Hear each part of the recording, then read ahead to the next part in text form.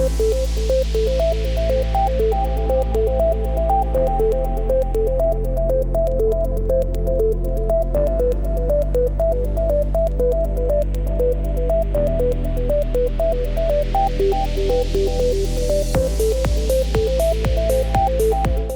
right, welcome to MetriG's MetriSight.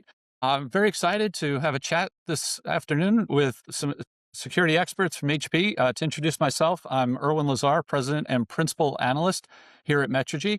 And in this discussion, we'll talk about the evolving endpoint security threat landscape in 2026. We'll discuss the impact of AI for both attack as well as the opportunities to use it for defense. We'll talk about the growing risk of cookie-based attacks, the risk to enterprise devices, how quantum computing will impact security strategies going forward, and how organizations should think about their evolution of their security management strategy so that they are thinking about a unified approach to addressing both hardware and software issues. Excited to have a great panel here from HP. Let me go ahead and just start and have each of you introduce yourselves. I'll go as I see you on screen. So Simon, why don't we start with you? Yeah. Hey, Owen. So I'm Simon Plant. I'm Worldwide Product Manager for what was Enterprise Security here at HP. And I kind of have a foot in both the Wolf Security Business Unit as well as the Digital Solutions Business Unit as well, with our workplace experience management platform as well. So my primary responsibility is getting security out there to everyone in an HP world. Wonderful. Alex, I'll get you next on my screen here. Hey, Owen. Great to be here. My name's Alex Holland. I'm a principal threat researcher in the HP Security Lab. So I help look after the security research and development that we do at HP. Brief bit about my background. So I started my career in the aerospace and defense sector, working in security operations. And one thing that I really care about is making security both usable and actionable. Wonderful. And Mark? Hi, pleasure to be here. My name is Mark Godfrey. I am a Senior Manager of Product Management over the remediation, automation, and print areas of the WXP platform. I also have some of our hardware manageability tooling in my bucket as well. So the impetus for me really wanting to talk to all of you is I had the chance to attend the HP security analyst meeting in New York back in December.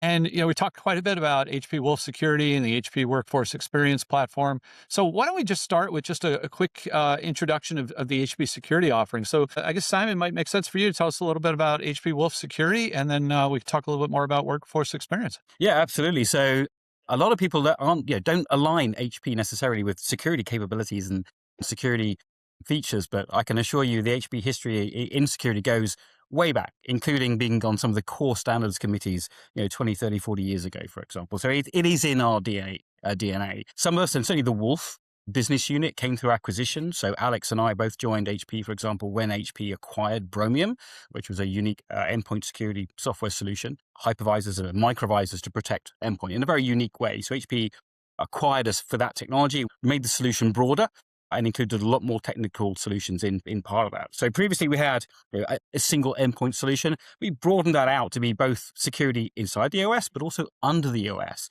So HP is uniquely in a unique position by having the OEM relationship with Microsoft to provide that level of security, but also the hardware platform in the devices that obviously we're all using today to do some really, really cool security stuff, which I'm sure Alex will go into later. And then more importantly, combine that.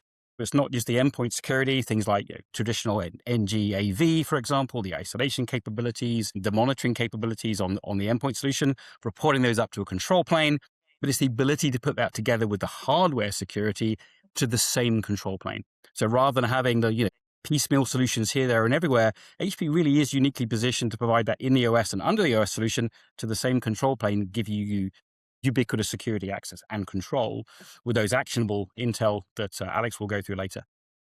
Excellent. How about let's talk a little bit about HP Workforce Experience platform and give us a little bit of an overview of that. I think, Mark, yeah, absolutely.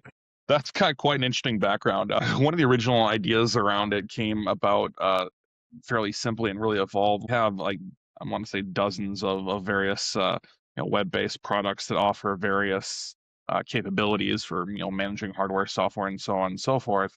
And we really wanted to bring those together to make one single pane of glass, one powerhouse, combine it all together. And so we had a predecessor, but essentially now HP Workforce Experience is born. And it's sort of, you can say, in the DEX world, but we're really kind of unique in the DEX world because we have a lot more than what a lot of the DEX players have in terms of the security capabilities, managing printers, our collaboration areas. So it's quite the massive platform, honestly. And as these guys kind of alluded to, being a hardware manufacturer as well, we have certain additional advantages that gives us in terms of managing hardware, firmware, and security around. Excellent. So let's dive into some of the security topics that I wanted to chat with you about. So we recently published our annual look at communications, collaboration security, as well as contact center security. And we typically look at what organizations are dealing with respect to attacks on their platforms. That could be hardware, that could be software. And unfortunately, we've continued to see things going in sort of the wrong direction. A 300% increase over the last 5 years in the percentage of companies telling us that they've documented an attack.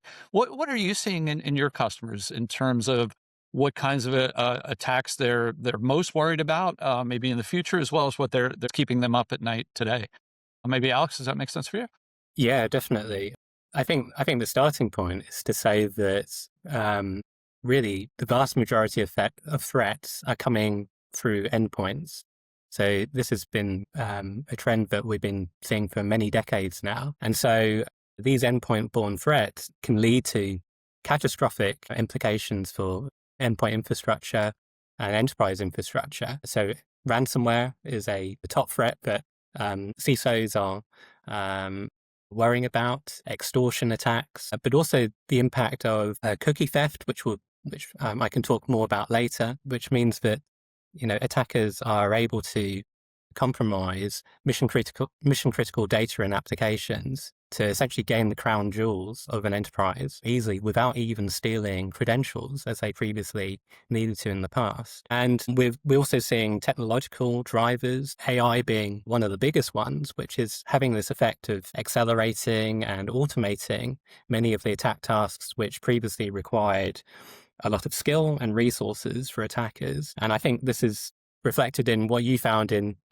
what you're seeing among your customers, that there's this growth and acceleration of the volume of attacks. Yeah. Simon, anything to add? I think Alex hit the nail on the head from me, which is the endpoints. In a post-COVID world, in a hybrid working world, you don't always have that enterprise infrastructure to rely on to protect, to keep the bad guys out. These endpoints are roaming more, having different connections, having home security networks. And obviously the three of us on this call have best security on our home networks, but normally people don't do that, right? And so, the obvious answer is to force people to use things like VPNs. And if they're full, that can slow things down. I don't know. These guys probably have multiple fiber connections, but I live in rural Suffolk in the UK. I don't have that kind of connectivity. So routing every part of my connection through the office and back means I can't do Zoom calls. So my VPN is always up and down depending whether I'm on a call or not. And that exposes my endpoint to different security risks, whether I'm on a call or not. And I may forget to go back on the VPN, et cetera, et cetera. So the endpoint for us is really where we're focusing on getting. It's the last mile. It's the last piece of attack, right? But it's the piece that you can control the least. So not just NJV or firewalls, it's the isolation protection, the hardware protections that we can get in, right? If a server is in a server room, doing a hardware attack is pretty much impossible. It's a thing of movies back in the 80s, right? Getting into server rooms and breaking. Nowadays, laptops get left in coffee shops. So physical attacks are much more real. We all read in the news about people leaving endpoints, government endpoints on trains, in coffee shops, that kind of stuff. And so these attacks are real, and we have to recognize that the endpoint really is the core battleground, not just of the future, but of today. And that's where HP is certainly focusing a lot of investment.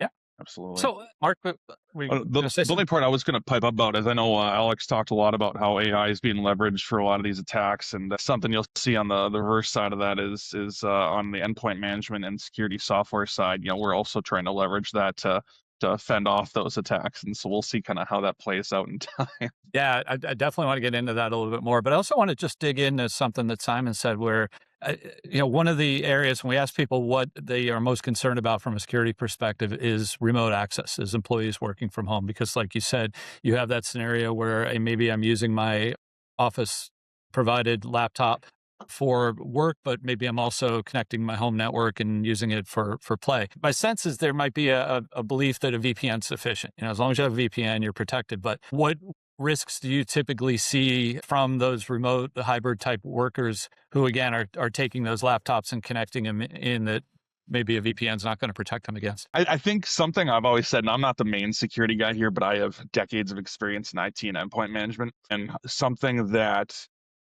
I've really always tried to hammer home is that security is not like a one size fits all, right? It's a spider web, and so you can have your VPN, but if you don't have different mechanisms behind that VPN protecting that connection, it's not really very helpful, right? So, and then you might not be connected to it, and then is it split tunneling versus single tunnel?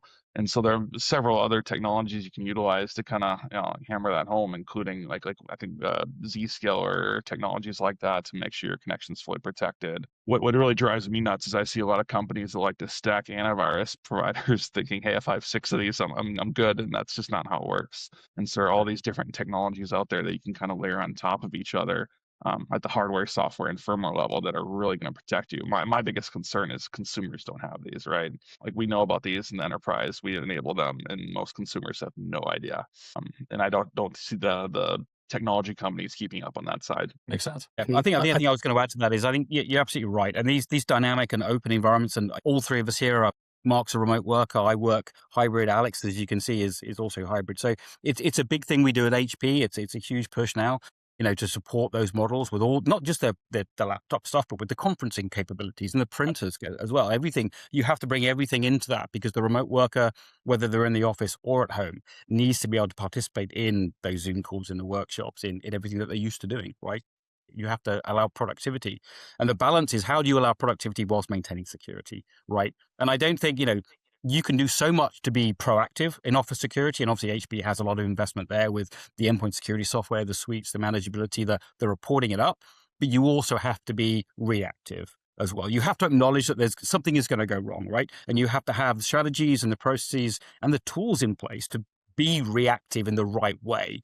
And a good example of that from HP would be Wolf Protect and Trace, right? Where a laptop might have, 3G card, a hidden 3G card, which allows it to connect to base irrespective. So if someone leaves it on the train, if that person is honest and calls home and says, you know what, guys, I've left my phone on the train, I've left my laptop in a coffee shop, for example, then that admin can actually proactively reach out, set it to wipe, clear the device, right? Factory reset, clear the device, find out where it is before bad stuff can actually happen. So I think you've got to, and I think you alluded to it earlier, you've got to have a multifaceted approach here, and you've got to be pragmatic. You can't just, every connection through the firewall, we're going to use our enterprise security stack, everything's going to be fine, because it isn't. You've got users, and you've got real users that have kids that are at home when they're at home and they're distracted, then they may not be turning the VPN on. So I think as IT security, you have to look at both the reactive and the proactive strategies to really do that. And that's certainly what the three of us are very much focused on. Yeah, that makes sense. So, Alex, I want to dive a little more deeply in AI. I think you mentioned it. Obviously, there's that growing risk of attack generated by AI, but also that potential to use AI internally. How do you see AI, the good, the bad, the ugly in the security landscape? Yeah, it's a fascinating topic, and one that we've been tracking within the security lab for a number of years. The way we view AI is that really it's a force multiplier. So, like you mentioned, Owen, it can be used by attackers to really accelerate and automate their attacks. But equally so, as defenders, AI provides lots of opportunities for us to accelerate and actually supercharge the ability of security analysts to respond to these threats. One of the biggest trends that we've been seeing over the last 3 years with the growth of generative AI is this movement across the attack lifecycle, where attackers have progressively adopted generative AI tools more and more to perform attack tasks. So if you can imagine an attack as a lifecycle, on the far left, you have the attacker needing to research a target, what we call reconnaissance. And then on the far right, you have what we call the actions on objectives, which is the actual outcome that the attacker wants to achieve, whether that's deploying ransomware or extorting a victim or stealing sensitive information. And what we've been seeing is that over the last 3 years, a lot of the focus of generative AI used by attackers has been focused on that far left side of the attack lifecycle. So things like researching which IT admin to target from social media, things like creating scripts to deliver payloads of malware. But what we're increasingly seeing is, as the capabilities of large language models improve year over year, attackers are relying more and more on generative AI on what are traditionally seen as more difficult attack tasks. So these include things like looking for vulnerabilities in code, or even starting to write aspects of the payloads that are being delivered within a customer or a target environment. And so given this trend, what we're expecting to see in the future is that as generative AI improves, attackers will increasingly rely upon this technology to accelerate their activity.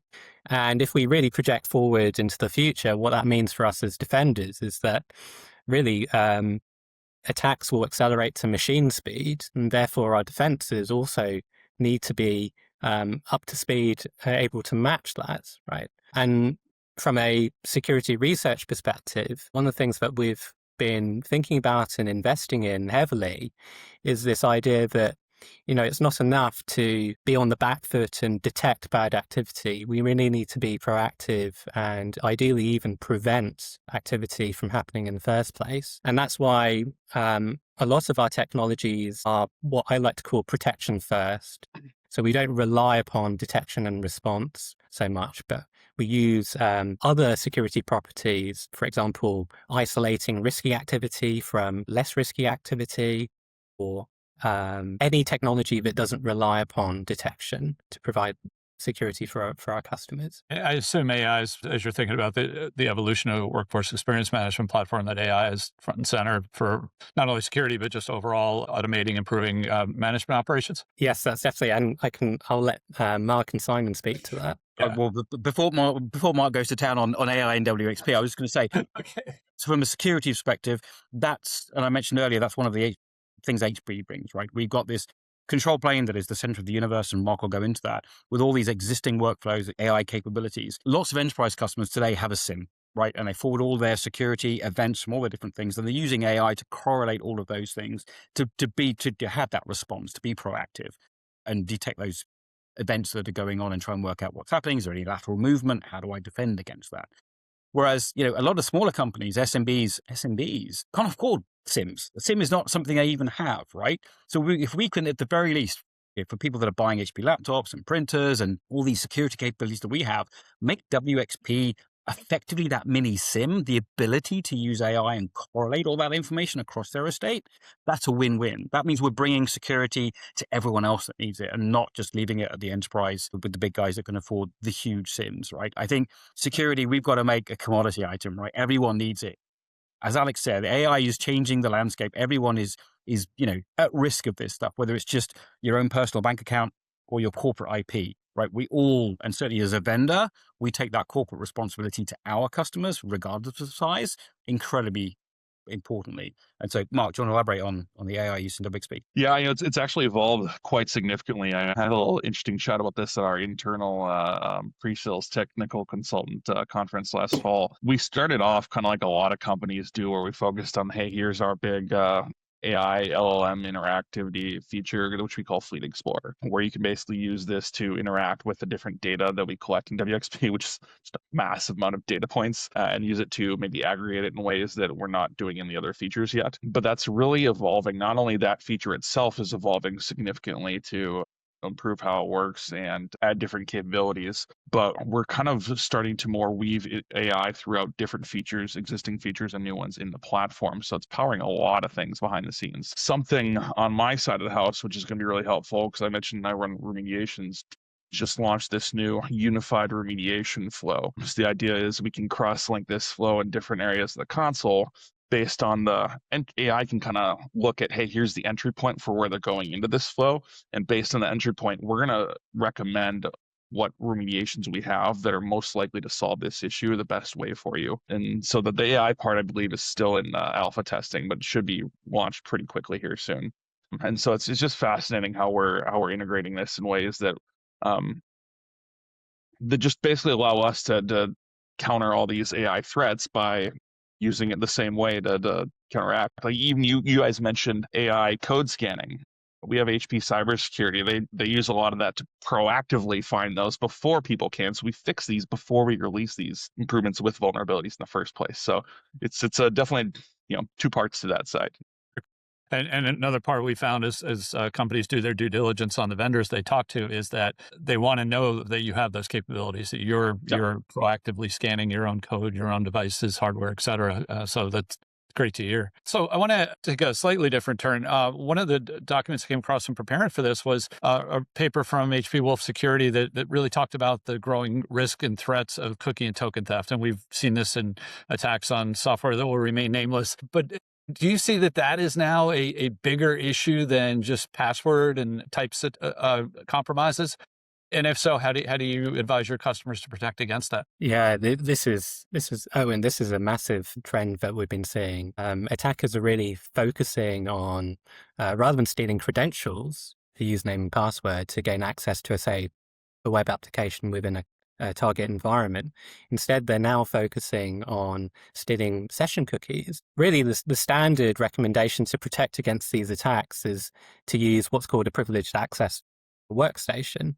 So essentially, you'd have one workstation that's dedicated for high privilege, mission critical activities. Let's say you're a system administrator and you need to remote into a domain controller to do your management duties. You'd have that mission critical activity on a dedicated machine, and you'd have all your low privileged activity, checking email, doing productivity tasks, Office, and so on a completely separate device. Now, that's excellent advice, but the reality is many enterprises don't do this. And common pain points are that it's really expensive and it's difficult to manage. And because of this threat of session cookie theft, which means that attackers don't need credentials, essentially what they're doing is they're stealing a cookie that impersonates the victim user. And once they have control of that session cookie, effectively they can log in and bypass things like multi-factor authentication. It's really important that enterprises have and enforce strong levels of least privilege access. And one of our solutions, HP Sure Access Enterprise, essentially does this in a virtual way. So rather than needing to have two separate devices to enforce this best practice least privilege access, instead you can achieve the same really strong separation of privileges, but on a single device. And what I love about this solution is that it assumes that the host device is compromised. And we have a saying in security, assume breach. And so even if the host device has malware on it, has an information stealer that's looking out, trying to steal session cookies from key applications, when you have your mission critical apps isolated by HP Sure Access, it means that there's nothing for the malware to steal. And effectively, the cyber criminal, the threat actor, is completely locked out from gaining those crown jewels. And anything that doesn't require people to change behavior in order to achieve security, right? Like you said, if you're in that scenario where I've got to move between machines in order to get my work done, people are going to, bypass that, right? So it sounds like this is more of a behind the scenes type approach to ensuring that you ensure security of those privileged applications.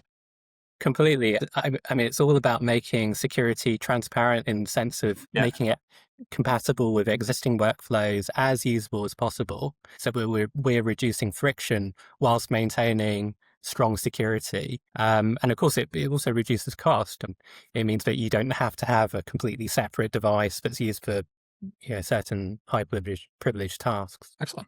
I want to touch on another, what I thought was maybe the coolest demo, the scariest demo that we saw back in December was the breaking BitLocker approach, where if somebody has access to one of those devices, like Simon said, was left in a train or a coffee shop, that they can very quickly bypass encryption internally and access the contents of the storage device. Can you tell us a little bit about what the risk is and what potential organizations should be thinking about as they seek to mitigate that risk? And wants to. Yes. So I'll jump in here. Yeah. So this is part of a bigger trend that we've been tracking over many years of what we're calling the acceleration of hardware and firmware threats. And so let's say if you map out attacks against hardware and firmware over, say, 20 years, what you'll find is that earlier on, back in the day, the types of threat actors and the skills and resources that they would require to perform such a physical access attack was high. So the bar was set really high. You need to be well-resourced. Typically, you had to have highly specialist, expensive equipment to do these types of attacks.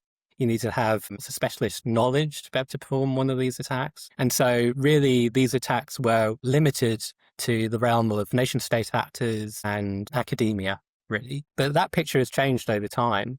So over the years, we've actually seen a progression from highly skilled threat actors towards cybercriminal actors who are now financially motivated. And the attack you mentioned, breaking BitLocker, is kind of the tip of the iceberg, the culmination of this trend, where previously this attack would have costed a lot of money, but now anybody with $20 who can follow a basic tutorial online can effectively bypass BitLocker disk encryption, and that protection of confidentiality on that data is completely removed. So what the conclusion, the takeaway from this is that given this trend, we expect to see physical access attacks to accelerate, and enterprises will need to pay greater attention to mitigate these types of hardware and firmware threats.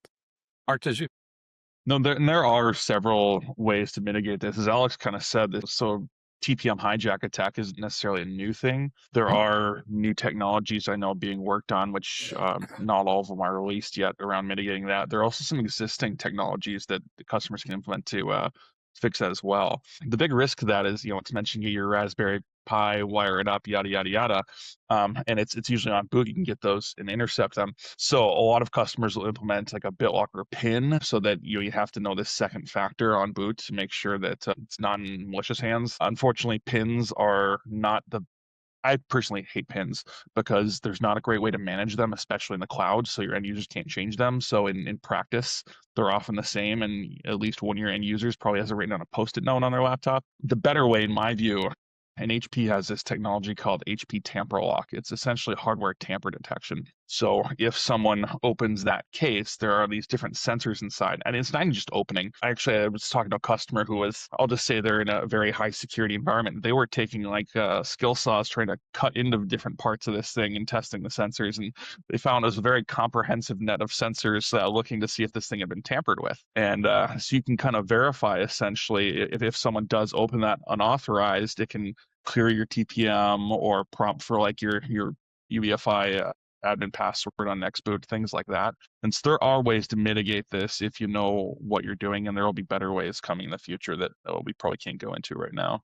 So one of the topics that was discussed both this past year and the previous year at the HP security analyst meeting was quantum cryptography, post-quantum cryptography, quantum resistant cryptography. And I've seen HP take a leadership position in this. It's a topic that surprisingly in the calls I've had to discuss our security research is coming up more and more frequently. We published a data point that about 19% of organizations care about or are evaluating their hardware and software providers for their ability to support it. So I'm curious to understand within HP, what has driven your interest in taking this leadership position, and how are you thinking about the future where quantum computing potentially creates new and dramatic security threats? Yeah, so one of the things that we do in the HP Security Lab is not just about understanding today's threats targeting endpoints, but we also spend a lot of time researching and scanning the horizon for threats which are coming down the line. And so in a nutshell, anticipating threats.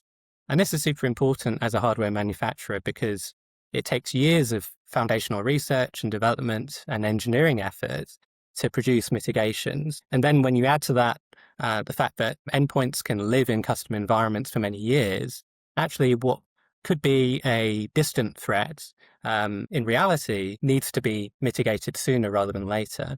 And this is why we've been taking a leadership position in introducing quantum-resistant cryptography, both in our printers and in our business PCs. And you're exactly right. There's growing momentum, enterprises and organizations to migrate both their software and also their hardware to quantum-resistant crypto. And if you look at the national guidance coming out of national authorities, governments, and other entities, 2035 seems to be the year that organizations are converging on as the completion date for migrating to quantum-resistant cryptography. Actually, 2030 is emerging as the date for national security systems and high risk use cases.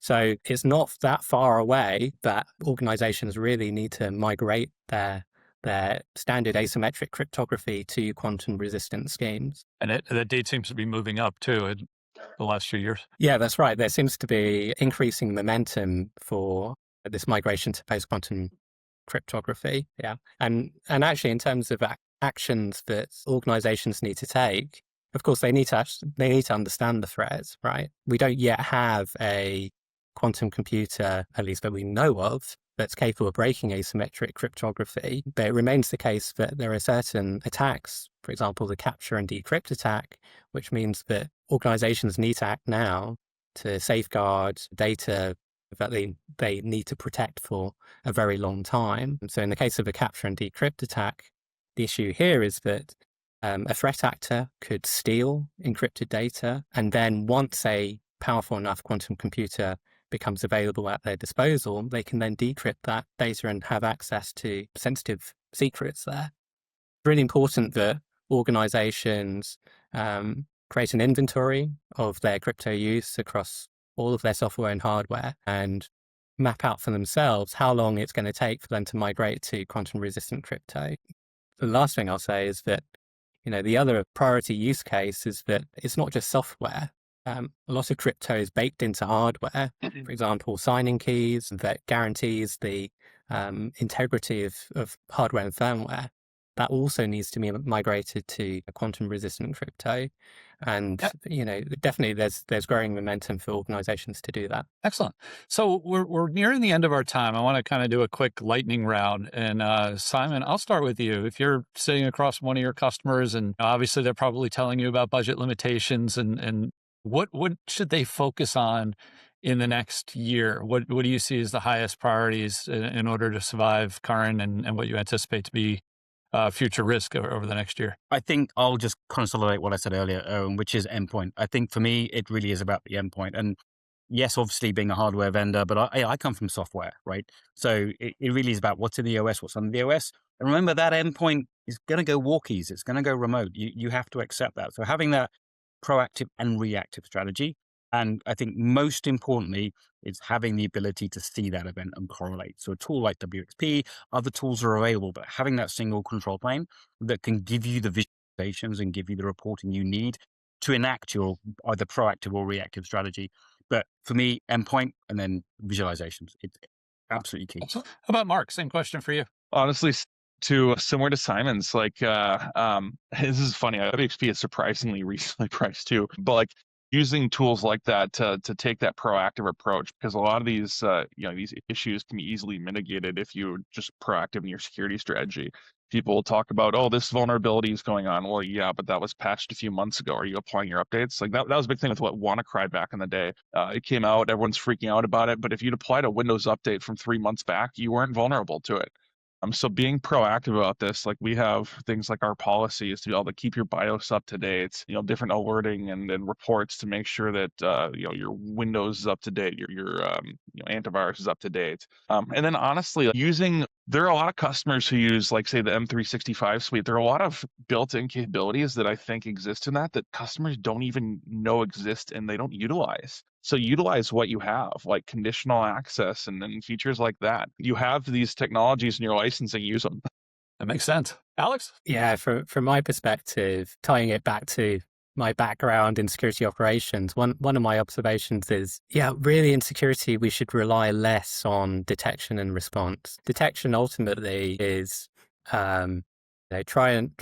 you're being reactive rather than proactive. And so that's why I think threat containment solutions like HB SureClick are so powerful, is they don't rely on detection, rather that they isolate risky activity. And from a security operations perspective, they can actually really provide a lot of threat intelligence and reduce down that mean time to respond metric that SOCs often use. One example I like to give is that when I was working in security operations, our customers used to always, like clockwork, receive a phishing campaign at 7:55 in the morning. And the reason why they would do this, of course, is because it would only give the security operations team 5 minutes to respond, to scope out how many emails have been sent out, and before people started clicking that first email at the top of their inbox. And we need to get out of this reliance upon speed of response. And I think really that's where application isolation and threat containment technologies can remove a lot of that urgency and reliance upon detection. Great. Well, all three of you use my favorite word when it comes to talking about security, and that's proactive. We see consistently in our research that companies that take a proactive approach to security not only improve their risk posture, but also better position themselves to take advantage of emerging technologies and to be able to do so in a way that gives them either first mover advantage or it doesn't incentivize employees to go around security. So I loved that you all talked about that. And I think a lot of what you talked about in terms of making it easier for people to address security without changing behaviors is really of critical importance. So with that, I'd like to thank all of you for participating. Where can folks go if they want to learn more about WXP or Wolf Security or HP Security Research? Simon? Workforceexperience.com, Mark will give the right URLs. HPWolf.com, put them in your favorite search engine. HP is more than just laptops and printers. Look at the security solutions.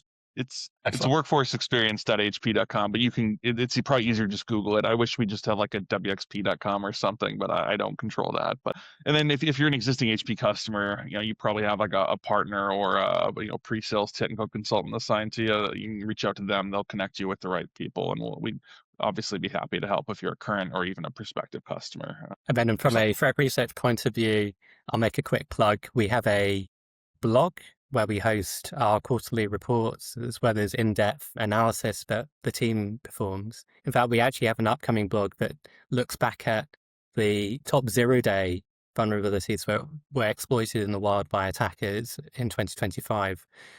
So yeah, we suggest security teams take a look at that. Excellent. Well, again, thank you so much for your time, and we look forward to hearing a lot more out of HP in the coming months. Right. Thank you. Excellent. Thank you, Owen. Thank you.